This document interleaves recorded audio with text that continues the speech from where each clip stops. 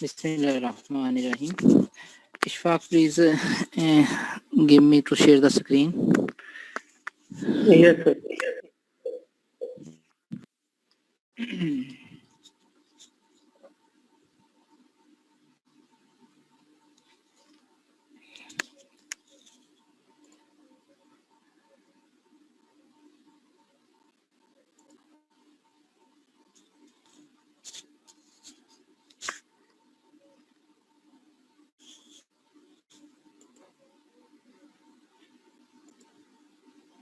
Sir आप screen share कर सकते हैं।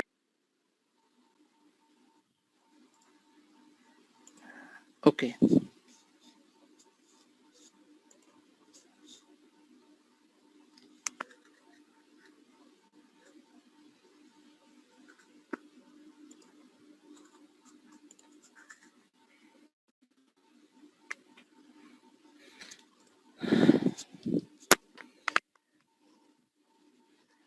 जी बिस्मिल्लाहिर्रहमानिर्रहीम। आपको स्क्रीन नजर आ रही है?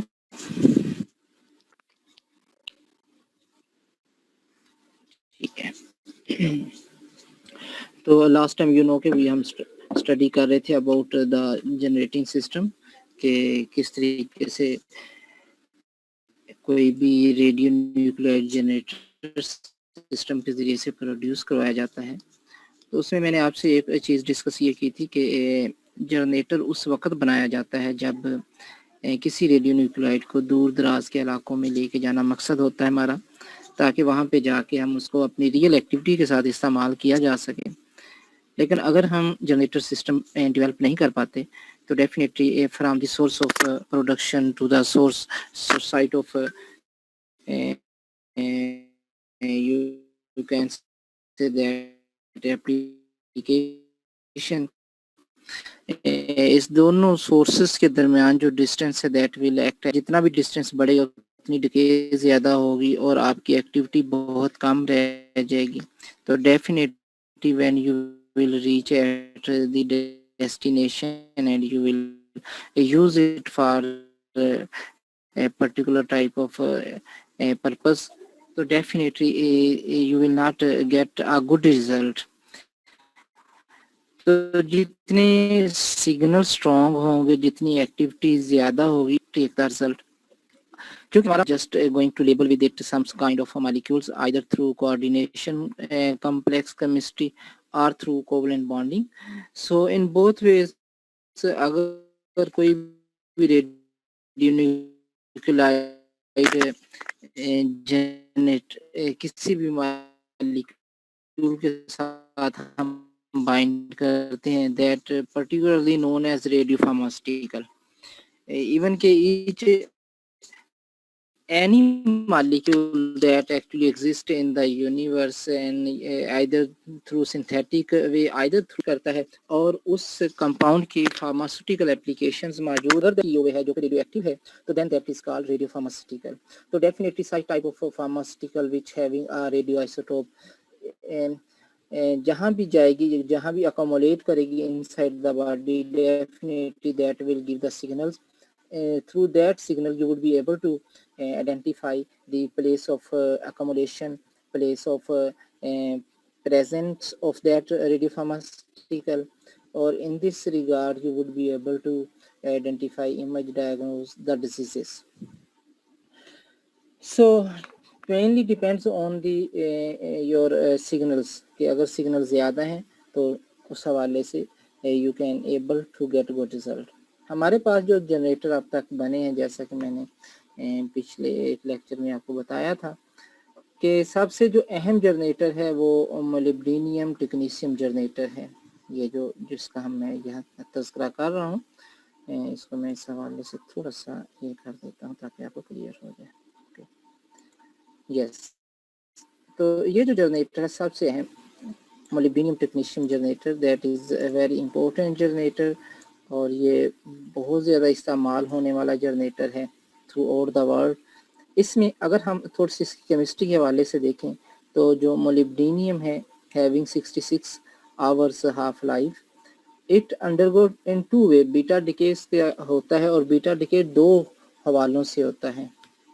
बीटा रेडिएशन ये इमिट करता है, और इस बीटा रेडिएशन इमिशन 87% जो बीटा रेडिएशन एमिशन है it gives you technetium 99M ये देता है, यानी कि मोलिब्डेनियम डिके होता है 99M टेक्नीशियम में। और सिमिलरली जब जैसा कि आप जानते हैं कि ये डिके हो रहा है, तो आपका अगर देखें तो मॉलिक्यूलर मास जो है, atomic mass that is not going to change.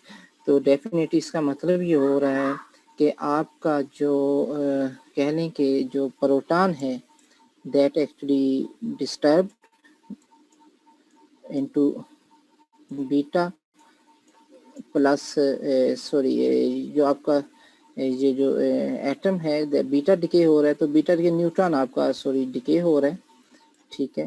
Neutron decay होता है in the form of beta positive as well as proton की फॉर्म में। तो जैसे न्यूट्रॉन डिके होते हैं तो बीटा बीटा यहाँ से बाहर निकल जाती हैं और लिविंग बिहाइंड प्रोटॉन इनसाइड। लिहाजा इसका जो एटॉमिक वेट है वो 42 होता है, और इसका एटॉमिक वेट क्योंकि एक प्रोटॉन का इजाफा हो गया ये 43 हो जाता है एटॉमिक नंबर सॉरी। लिहाजा इन दिस रिगार्ड आपका एक प्रोटॉन का इजाफा हुआ है उस न्यूक्लियस के अंदर, तो एक न्यूट्रॉन कम हुआ, लिहाजा प्रोटॉन एक कम होने से न्यूट्रॉन एक कम होने से प्रोटॉन के इजाफे से उसके मोलेकुलर मास एटॉमिक मास के ऊपर कोई असर नहीं पड़ता है, but the atomic number is going to increase by 1 unit. लिहाजा इन बोथ वेज ये भी टेक्नीशियम है, इसका भी एटॉमिक नंबर 43 है, और इसका जो एटॉमिक मास है वो भी 99 है, लेकिन ये मेटास्टेबल नहीं है। मेटास्टेबल से मुराद ये होती है कि before going to the stable state there is a intermediate stage at which sometime atom showing it is a stable, but just as minute amount of energy by releasing it convert into exactly stable atom. So at this stage molybdenum converted into 87%, but 13% convert into technetium. Okay. और इसकी जो half life है that is 6 hours है, और ये further 6 hours के बाद isomeric transition gamma radiation emit करता है, और 140 किलो इलेक्ट्रॉन वोल्ट का ये जो फोटॉन इमिट करता है, और ये इमिशन के बाद it convert into this technetium, ये जो टेक्नीशियम है मैंने इधर लिख लिया, इस टेक्नीशियम में कन्वर्ट हो जाता है। इसकी हाफ लाइफ कितनी है 2.1 इंटू 10⁵ ईयर्स, ये कैलकुलेटेड हाफ लाइफ है। इसका मतलब ये हुआ कि जो हाफ लाइफ कैलकुलेट होती है उसका नतीजा ये होता है कि उसकी हम एमिशन उसका डिके प्रोसेस भी कैलकुलेट कर सकते हैं कि in what way it actually decay. लिहाजा ये टेक्नीशियम इतने ईयर्स के बाद डिके होता है through beta emission, beta radiation देता है और कन्वर्ट इनटू रुदीनियम 99, और it is a stable. There is no half life of ruthenium was known and reported in literature. So because इसका मतलब ये हुआ कि इतनी ज़्यादा है कि हमें पता ही नहीं है कि है भी या नहीं है, और लिहाजा इट इज़ मच स्टेबल। तो ये एक स्कीम है मोलिब्डेनियम से जो सफ़र चलता है टेक्नीशियम 99M, और टेक्नीशियम बनता है, जो टेक्नीशियम 99M बनता है वो कन्वर्ट हो जाता है टेक्नीशियम में, और फर्दर रुदीनियम में कन्वर्जन होती है।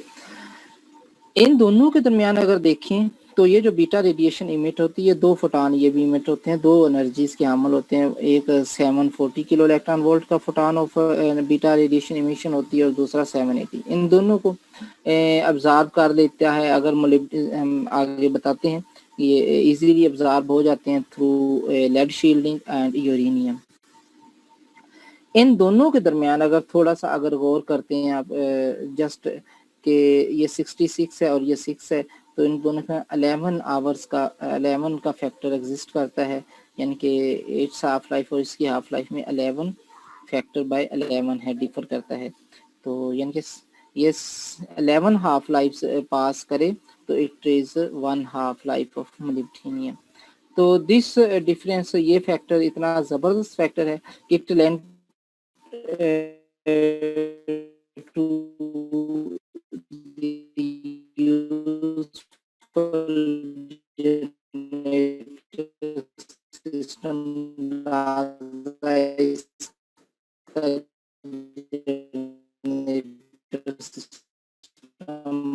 बनाया गया, और आज दुनिया और यही ये जो बनाया अब आ रही मेरी आवाज?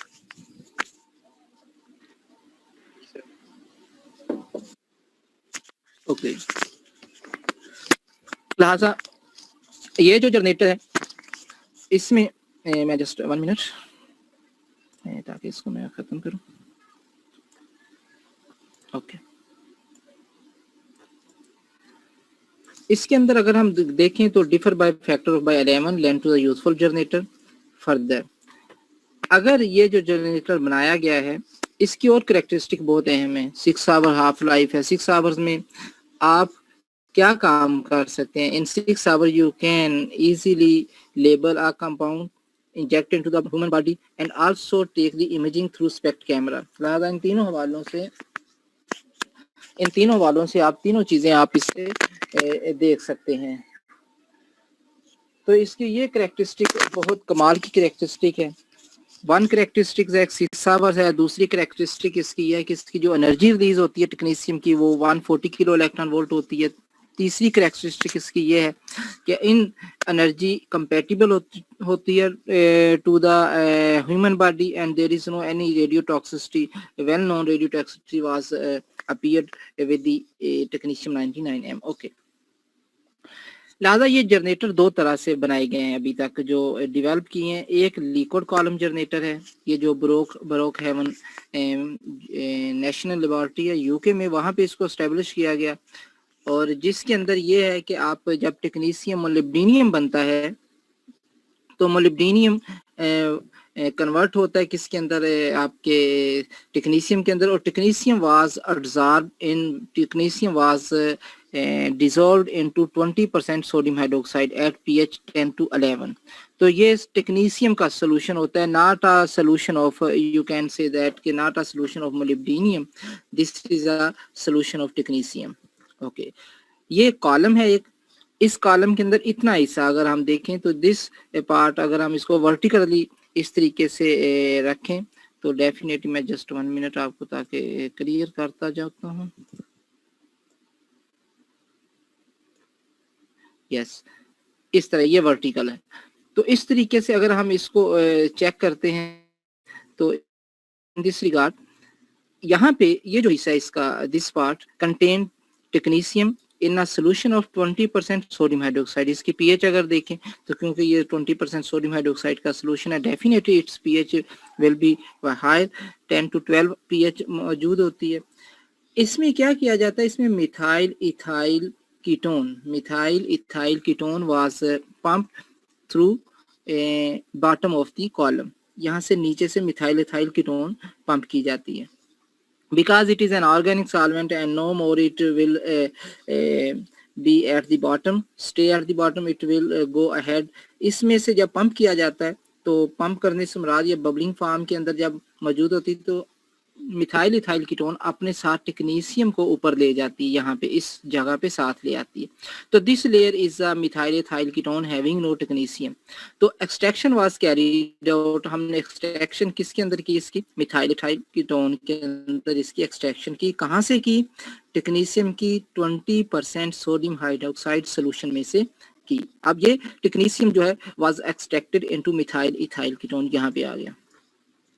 यहाँ से इसको सेपरेट किया जाता है, सक आउट कर दिया जाता है इनटू अनदर वाइल, जितना भी ये मिथाइल इथाइल कीटोन है। और इस मिथाइल इथाइल कीटोन को because it is an organic phase so it was evaporated, methyl ethyl ketone was then evaporated.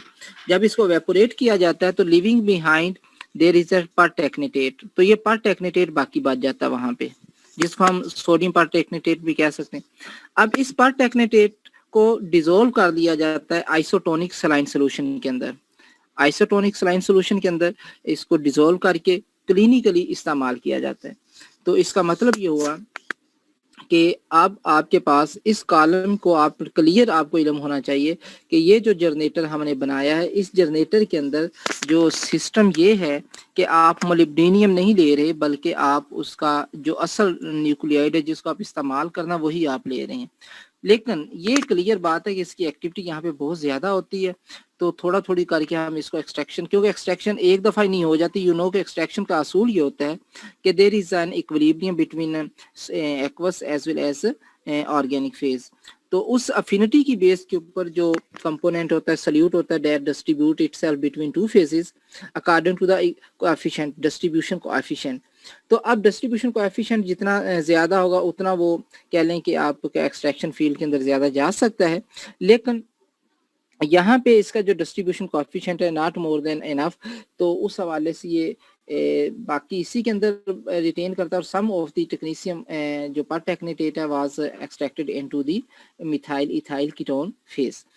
तो this methyl ethyl ketone was then evaporated and living behind pertechnetate. इस pertechnetate को dissolve कर किया जाता है isotonic सेलाइन के अंदर फॉर क्लिनिकल यूज। अब क्लिनिकल यूज क्या होता है, मैं बार बार आपसे कह रहा हूँ कि क्लिनिकल यूज जब भी ये सेलाइन के अंदर आ चुका है, it should be in your mind there is no direct administration into the patient body, but first of all you have to label it with some kind of molecule because technetium is never injected into the human body without labeling with any molecule. So अगर आप ऐसा करते हैं कि इसको बगैर किसी labelling की ये बॉडी के अंदर इंजेक्ट करते हैं तो it is very very toxic because it will distribute everywhere in the body और पूरी बॉडी को ये पल्यूट कर देगा और रेडियो टॉक्सिसिटी अकर करने की वजह बनेगा। तो this was the radio pharmaceutical that it hold and move it along with it और इसको अकोमोडेट करवाती है at a particular you can say that organ tissue cell. वहां से ये फिर मेटाबोलाइज होके निकल जाती है बाहर। लिहाजा डिजोल्व आइसोटोनिक सलाइन के अंदर करने के बाद it was used for radio pharmaceutical preparation and then to. अब दूसरी जो किस्म है वो है सॉलिड कॉलम की। इसके अंदर एक चीज जो अहम थी वो ये थी कि इसका हैंडलिंग इशू था। वन इशू इज दैट कि you have to take the technetium in direct form. आपको टेक्नीशियम ही फार्म इसमें लेना पड़ता था और टेक्नीशियम की एक्टिविटी आपको पता है कि हर 6 घंटे के बाद कम होना शुरू हो जाती है। तो ये ज़्यादा से ज़्यादा जनरेटर जो था ये 2 या ज़्यादा से ज़्यादा 2 दिन इस्तेमाल होता था और not was used for further 3, 4 और 5 डेज बिकॉज एक्टिविटी जिसकी जितनी इसके अंदर रखी जाती थी लाइक दैट फर्ज करेंगे अगर इसके अंदर कोई 700-800 गीगा बैकरल अगर एक्टिविटी इसके अंदर स्टोर की भी जाती थी तो वो ज़्यादा से ज़्यादा अगले दिन तक बहुत कम रह जाती थी। That are not very strong enough in order to get a good image. तो और दूसरा जो इसका अहम था वो ये था नुकसान because you extracted into the methyl ethyl ketone liquid phase के अंदर आप इसको एक्सट्रैक्ट करते हैं और फिर इस लिक्विड फेज को एवेपोरेट करवाते हैं। During this evaporation exposure is much to the technician और द वर्कर केमिस्ट। तो ये इसका एक नुकसान होता था। Due to this reason it was later on was completely banned और आउट ऑफ वर्क। लिहाजा इसकी जगह जो कॉलम जनरेटर बनाया गया वो सॉलिड कॉलम जनरेटर बनाया गया। ये भी 2 तरह का होता है। 2 कॉलम यही है लेकिन मैंने कल वजाहत कर दी थी इस हवाले से, लेकिन मैं इसको हल्का सा आपके साथ वजाहत ज़रूर दोबारा कर देता हूँ ताकि आपको फर्दर क्लियर हो जाए बिकॉज परसों के लेक्चर में मैं इसको बता चुका हूँ। सॉलिड कॉलम में ये होता है कि आप ये प्लास्टिक की ट्यूब लेते हैं या फिर ये ग्लास की ट्यूब आपके पास मौजूद होती है और ये बड़ी ट्यूब नहीं होती, just you can say that 5 से 6 सेंटीमीटर इसकी लेंथ होती है और इसका जो अंदरूनी इंटरनल डायमीटर होता है दैट इज ओनली 1 सेंटीमीटर या less than 1 centimetre. So it was filled with alumina loaded with 99 m मोलिब्डेनियम। जो मोलिब्डेनियम आप और इसकी जो एल्यूमिना का जो वजन होता है इसके अंदर रखा 5 से 10 ग्राम। आप खुद अंदाजा कर लें कि 5 से 10 ग्राम एल्यूमिना को कितनी बड़ी ट्यूब होल्ड करने के काबिल हो सकती है। वो जस्ट 3, 4 या 5 सेंटीमीटर लंबी और 1 सेंटीमीटर जो चौड़ी हो सकती है डायमीटर। तो ये जो मोलिब्डेनियम इसके अंदर ऑब्जर्व किया जाता है it was a fission produce. ये फिशन के जरिए से हासिल किया जाता है, एटॉमिक रिएक्टर से हासिल किया जाता है। और एटॉमिक रिएक्टर से देखें जब हम यूरेनियम को बम्बार्डमेंट करवाते हैं with the help of neutron it was converted into number of multiple radionuclide. One of them is molybdenum, not 100% uranium converted into molybdenum. It should be in your mind when there is a fragmentation occur in the atomic reactor. So there is a number of fissile product was produced. One of them is molybdenum. So that molybdenum is actually then extracted, isolated, purified with the help of some normal HCl solution, or this solution was then passed through this column, having pure molybdenum passed through this column or then what happened, this molybdenum have a great affinity for alumina and absorb at the surface of the alumina, leaving free to the HCl. उस HCl को वहां से बाहर निकाल दिया जाता है। अब इसके अंदर और फर्दर अब एक और चीज जो बहुत अहम है कि इसके ऊपर यहाँ पे वैक्यूएटेड वाइल लगाई जाती है। वैक्यूएटेड वाइल सिंपल है, तो वो क्या करती है, इसके अंदर जितना भी सलाइन होता है, जितना भी कोई लिक्विड मटेरियल होता है, वो वहां से सक कर लेती है। Because first of all you have just putting here only molybdenum and just introduce molybdenum, absorb molybdenum, and the activity of technetium is very low, or small amount of activity of technetium also go there into this site, leaving behind only and only molybdenum. So जितना भी इसके अंदर liquid material होता है वो इस vacuum while के जरिए से यहाँ से वैक्यूम वाइल का मतलब सक करने वाली वाइल, जिसके अंदर प्रेशर नहीं है और ये सक करती है और इसके अंदर जितने भी मटेरियल वो सक कर लेती है। और यू नो दैट कि आप जब ड्राई मशीन के जरिए से आप कपड़े खुश्क करते हैं तो उसको स्पिनिंग करवाते हैं, तो स्पिनिंग से क्या होता है, सेंट्रीफ्यूगल फोर्स के साथ जितना भी पानी होता है उसमें से निकल के साइडों पे चला जाता है और वो बाहर निकल जाता है, living behind very mild wetted clothes.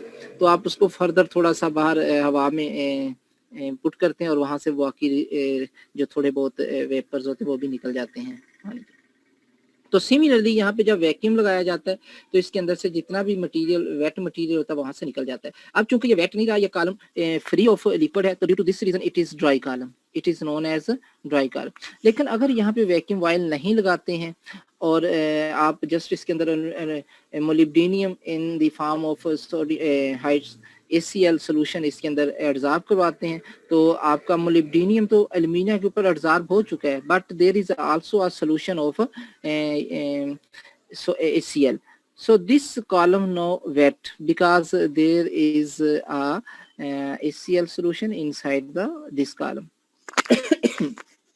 इसका एक नुकसान ये होता है, ये कल भी मैंने आपसे डिस्कस कर लिया था कि नुकसान ये होता है कि अगर वेट है तो वो हाइड्रोक्सोलाइन प्रोड्यूस करेगा और हाइड्रोक्सोलाइन वो फर्दर आपको फिजियोलॉजिकल डिग्रेडेशन की वजह बनता है। एनी हो, अब जो मोलिब्डेनियम इसके ऊपर एब्जॉर्ब है उनमें ये दो तरह से, अगर जैसा कि ऊपर मैंने यहाँ पे भी डिस्कस कर दिया है कि मोलिब्डेनियम की जो डिके होता है दो तरीके से होती है। 87% टेक्नीशियम ये 99 mm में कन्वर्ट होता है और 30% स्टेबल टेक्नीशियम में कन्वर्ट हो जाता है। लिहाजा जब ये जो एक बनता है तो इसमें ये एल्यूट हम सेलाइन के जरिए से जो भी इसके अंदर जहाँ पे भी मोलिब्डेनियम एब्जॉर्ब है वहाँ पे डिके होकर ये टेक्नीशियम बन जाता है, इस टेक्नीशियम को सेलाइन के जरिए से एल्यूट करवा लिया जाता है। अब अगर थोड़ा सा इस के ऊपर गौर करें, ये जो मैंने एक ग्राफ बनाया और आपकी बुक के अंदर चैप्टर के अंदर भी मौजूद है, यहाँ पे ये जीरो वैल्यू शो हो रही है कि this is just a zero at this zero time. Okay, यहाँ से एक्टिविटी जनरेट होना शुरू हुई है, यानी मोलिब्डेनियम से टेक्नीशियम बनना शुरू हुआ है यहाँ से, और एक हाफ लाइफ गुजरेगी, फिर दूसरी हाफ लाइफ, फिर तीसरी हाफ लाइफ और चौथी हाफ लाइफ।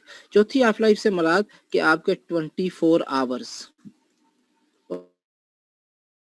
एक दिन के बाद अगर देखें तो आपकी एक्टिविटी मैक्सिमम उस कॉलम के अंदर, और आफ्टर दैट जब उसका नोट किया कि एक दिन गुजरने के बाद आपने एक्टिविटी, एक दिन के बाद एग्जैक्ट 24 घंटों के बाद इसकी कॉलम की में से आपने निकाली जो एक्टिविटी थी, तो आपको जितनी भी एक्टिविटी मिली, फर्ज करें एक्स मिली, एक्स क्यूरी। ओके, एक और कॉलम आपने लिया उसी कंडीशन के तहत, तो उतना ही मोलिब्डेनियम उसके अंदर मौजूद था, और उसका फिर आपने क्या किया कि एक घंटे के 24 घंटों की बजाय 30 आवर्स के बाद चेक किया तो एक्टिविटी इतनी निकली। तो जब चेक किया तो वो निकली एक्स माइनस लेट के फर्ज करें वाई, कुछ अमाउंट कम थी एक्टिविटी की। तो इसका मतलब ये हुआ कि अगर आप 24 घंटों के बाद आप उसको एल्यूशन देते हैं विद द हेल्प ऑफ सेलाइन, तो वो एक्टिविटी आपकी कम होना शुरू हो जाएगी, बिकॉज आपका जो टेक्नीशियम है वो भी यहाँ पे आके एक इक्विलिब्रियम बन जाता है। किसके दरमियान? इस मोलिब्डेनियम के दरमियान और टेक्नीशियम के दरमियान।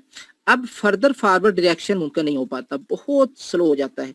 तो further forward direction after 4 half life, 4 यानी कह रहे हैं कि 24 आवर्स के बाद आपका जो शिफ्टिंग है डिके होने की मोलिब्डेनियम से टेक्नीशियम की तरफ वो कम हो जाती है, जिससे इसकी एक्टिविटी भी यहाँ पे कम हो। लिहाजा इट वाज रिकमेंडेड दैट अगर आपने आज फर्ज करें सुबह 9 बजे एक्टिविटी अल्यूट करवाई है in hospital, then it is your utmost duty you have to further elute the activity next day on 9 o'clock.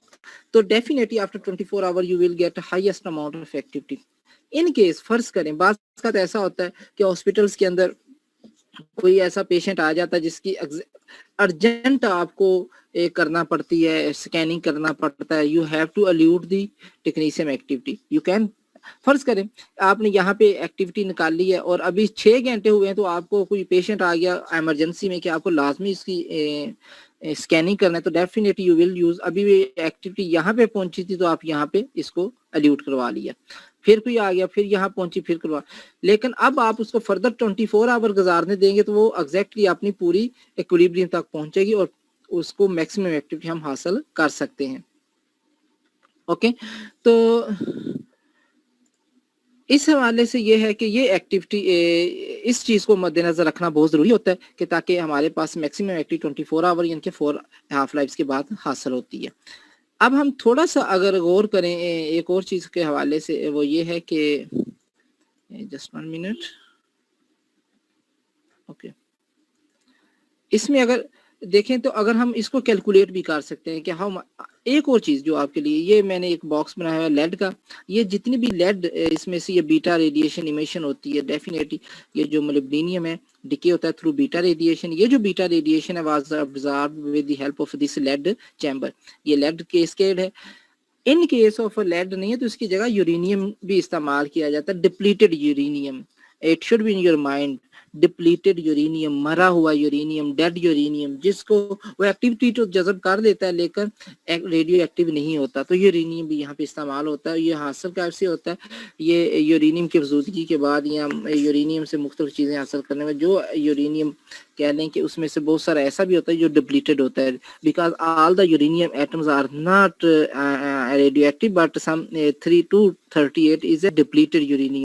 अब हमारे पास एक और चीज, how you can calculate the technetium activity at any time in generator के, अभी इसके अंदर कितनी एक्टिविटी मौजूद है। इट इज आल्सो इजी, ये डिके कांस्टेंट है of molybdenum that is measured with help ये 0.693/66 आवर इसकी हाफ लाइफ, तो ये इसका डिके कांस्टेंट फैक्टर बनता है। इस तरह टेक्नीशियम का जो डिके कांस्टेंट है ये फैक्टर तो यही रहेगा, लेकिन divided by 6 hour half life, तो इसका डिके कांस्टेंट ये बनेगा।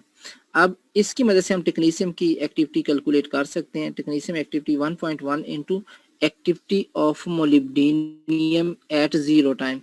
This is the activity of molybdenum at 0 time। यहाँ पे कि कितनी एक्टिविटी है, जब अभी जस्ट आपने एल्यूशन करवा ली है या आपने एब्जॉर्ब करवाया मोलिब्डेनियम को इसके ऊपर, उस वक्त जनरेटर की एक्टिविटी कितनी। जनरेटर की एक्टिविटी कैसे मेजर करते हैं कि आप उस कॉलम को डोजीमीटर के अंदर पुट करते हैं, जो कि हमने पढ़ा हुआ आपको बताया हुआ कि डोजीमीटर जो वेल काउंटर गैमा काउंटर होता है उसके अंदर आप बीटा काउंटर होता है, उसके अंदर आप इसको पुट करते हैं और उसकी एक्टिविटी आ जाती है।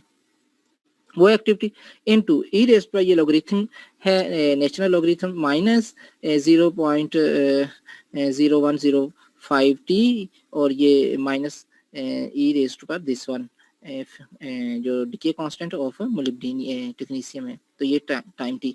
अब ये टाइम टी क्या है, ये टाइम टी वो टाइम है कि जब आपने एल्यूशन करवाई। एल्यूशन फर्ज करें मैंने अभी ऊपर लिखा था कि सुबह 9 o'clock आपने एल्यूशन करवाई और अगले दिन आप 9 o'clock पे एल्यूशन करवाते हैं, तो टाइम कितना गुजरा 24 आवर, तो here would be 24 hour into 24 hour आएगा। या अगर फर्ज करें आपने 6 घंटे के बाद एल्यूशन करवाई तो यहाँ पे 6 घंटे आ जाएंगे। तो इन दिस रिगार्ड ये कैलकुलेट करके आपको एक्टिविटी बता देगा कि टेक्नीशियम की एक्टिविटी इस वक्त इतनी निकलेगी 24 आवर के बाद की। तो just putting the time after how much you are used to elute the activity, तो where t is the time elapsed after the previous solution। elapsed time कि जो पहले एल्यूशन आपने निकलवाई है उससे लेके अब तक उस दरमियान जितना टाइम गुजरा है। बात का ऐसा होता है कि जब एल्यूशन करवाते हैं तो कुछ एक्टिविटी कॉलम के अंदर रह जाती है, तो उस एक्टिविटी को भी इसके अंदर जमा करना ज़रूरी होता है। ये जो ओवरऑल का एक्टिविटी होगी और प्लस पिछली previous activity that resided inside the column, plus वो भी साथ लगा दी। लेकिन एक और चीज़ जो बहुत अहम है, ये जो 1.1 फैक्टर है, ये इस हवाले से लिखा गया है कि 100% molybdenum was converted into technetium. लेकिन यू नो कि we are measuring the 99 m technetium activity. Technetium 99 is not a radio active. अगर हम देखें तो ये जो टेक्नीशियम है ये रेडियो एक्टिव नहीं है, रेडियो एक्टिव इज दिस। तो ये कितना कन्वर्ट होता है मोलिब्डेनियम से, ये 87% है। तो बजाय इसके कहने के लिए अगर इतना है तो 87% के लिए कितना होगा, that would be 0.957। So putting this value into at the point of 1.1, it give you the exact measurement of the technetium activity eight a particular time after allusion. जितना अल्यूशन के बाद आप फर्ज करें, आप कहते हैं कि सर सुबह 9 बजे एक्टिविटी, कोई आपको कहता है सुबह 9 बजे एक्टिविटी आपने निकाल ली थी, इतनी एक्टिविटी निकाल ली है, तो अब कैलकुलेट करिए इस वक्त कितनी एक्टिविटी जनरेटर के अंदर बन चुकी है। तो आप इजीली कहेंगे कि बताएं कि मोलिब्डेनियम की एक्टिविटी कितनी है। तो मोलिब्डेनियम की एक्टिविटी आप फौरन वहां पे मेजर करेंगे, तो उसके बाद you will be able to calculate easily कि आपकी एक्टिविटी कितनी रह गई है, because just you have to put the technique time elapsed। तो in this regard you would be able to calculate the activity. तो ये इस हवाले से एक चीज़ ये थी। और दूसरी ये है कि आपको एक और चीज़ जो अहम है, मैं ये चाहता हूँ कि इसको भी देख लें। ये स्क्रीन के ऊपर मौजूद है, ये इसलिए मैंने आपको बता दी है सारी। इसके अलावा जो जनरेटर सिस्टम है वो technetium content and technetium elution हो सकते हैं। डेफिनेटली यू नो कि हमने अभी एक चीज़ पढ़ी है कि टेक्नीशियम 87% प्रोड्यूस होता है, रेस्ट ऑफ द आपका ये टेक्नीशियम नहीं होगा। तो ये कम्पीट करता है बाज़ का रेडियो फार्मास्यूटिकल फार्मेशन में इसके साथ, जहाँ पे ये लेबल होता है साथ ये भी लेबल होता है। ये तो एक्टिविटी देता ही नहीं है, ये एक्टिविटी देता है। तो ड्यू टू दिस रीजन कुछ जो लेबलिंग में कमी आती है वो इस वजह से आती है कि ये कम्पीट कर रहा होता है, जिसका हमें पता नहीं चलता। ओके, इसके अलावा एक और चीज भी आ सकती है क्वालिटी कंट्रोल के अंदर, ये ब्रेक थ्रू आते हैं। ब्रेक थ्रू का ये मतलब होता है कि बाज़ का मोलिब्डेनियम भी साथ आ जाता है। कुछ ऐसी जगहों पे मोलिब्डेनियम टेक्निकली या किसी स्ट्रेस की वजह से मैकेनिकली वहां से सही तरह से अब्जॉर्ब नहीं हुआ होता, तो वो उस कॉलम से आपके साथ निकल आता है सलाइन के साथ ही। तो दैट इज मच कहने के, क्योंकि इसने दो तरह के फोटोन देने होते हैं, 740 और 780 किलो इलेक्ट्रॉन वोल्ट का। ये बहुत हैवी फोटोन है energetically, so it will have ability to destroy your tissues and cells and like that. So इससे अवॉइड करना होता है। तो आपका जो कॉलम होना चाहिए, ये आपकी ड्यूटी नहीं होती, ये keep in your mind, it is the duty of the producers. आप उनकी ड्यूटी होती है, जो सप्लायर होते हैं वो इसको चेक करके भेजते हैं कि इसके अंदर से मोलिब्डेनियम निकल रहा है या नहीं। मोलिब्डेनियम ब्रेक थ्रू का मतलब ये होता है कि कॉलम में से मोलिब्डेनियम भी अल्यूट हो रहा है, हालांकि उसे नहीं होना चाहिए। वो बीटा मीटर, और बीटा मीटर आपकी बॉडी के लिए बहुत खतरनाक है, लिहाजा इसको अवॉइड किया जाता है। ये इसको पढ़ लीजिएगा, यही चीज लिखी जो मैंने आपसे डिस्कस की है। अदर रेडियो न्यूक्लियाइड भी कंटेमिनेशन के तौर पे वहां से निकल सकते हैं और होते भी हैं बाज़ का, बिकॉज और डिके है, और डिके में बाज़ का बन जाते हैं ये वाले केमिकल। बाज़ का ऐसा होता है कि जब मोलिब्डेनियम आप अब्जॉर्ब करवा रहे होते हैं, ड्यूरिंग द अब्जॉर्प्शन, जब फिशन प्रोडक्ट से आप मोलिब्डेनियम को एक्सट्रैक्ट करते हैं, तो साथ कुछ ये भी इम्प्योरिटीज आ जाती हैं प्योरिफिकेशन के दौरान। जब आपने मोलिब्डेनियम को अब्जॉर्ब कराते हैं, साथ ये भी उसके अंदर चले जाते हैं कॉलम के अंदर। लेकिन जब आप इसको सलाइन के जरिए से टेक्नीशियम को वहां से निकालते हैं, तो साथ ये भी निकल आते हैं। तो ये भी, लिहाजा इनकी जो कह लें कि ये ऐसे हर एक कंपाउंड की एक थ्रेशोल्ड लिमिट है, उससे कम ही हो तो कोई ऐसा इशू नहीं है। तो ये इसकी थ्रेशोल्ड लिमिट दी होती है और इसको चेक किया जाता है बाकायदा before supplying to the centres. तो वो जो सप्लायर होता है एट द टाइम ऑफ जहाँ पे रेडियो आइसोटोप प्रोडक्शन हो रही होती है और वो कॉलम बना रहे होते हैं, तो वो पहले ये सारी चीजें चेक करके तो फिर देते हैं। विदाउट क्वालिटी कंट्रोल वो कभी भी ये नहीं भेजते। ये पूरी चीजें साथ लिख के वो हर जनरेटर के साथ ये सारी स्पेसिफिकेशन लिख के भेजते हैं कि इसके अंदर कितना आयोडीन है, कितना ये है, और मोलिब्डेनियम कितना निकल रहा है। ओके, इसके साथ एक और चीज है, वो एल्यूमिना ब्रेक थ्रू है, because we are absorbing the molybdenum over the surface of alumina, so some time aluminium oxide was deteriorated, और एल्यूमिनियम ऑक्साइड आल्सो वहां से जनरेट बाहर निकल आता है। तो इस ये भी थोड़ा सा कह लें कि ब्रेक थ्रू हो जाता है कॉलम के साथ साथ। जब आप टेक्नीशियम को वहां से निकालते हैं, तो ये भी आपके साथ वहां से बाहर निकलता है और ये प्रॉब्लम क्रिएट करता है सम टाइम। इसकी भी एक थ्रेशोल्ड लिमिट है, उससे ज़्यादा नहीं होती जो यहाँ पे लिखी होती है।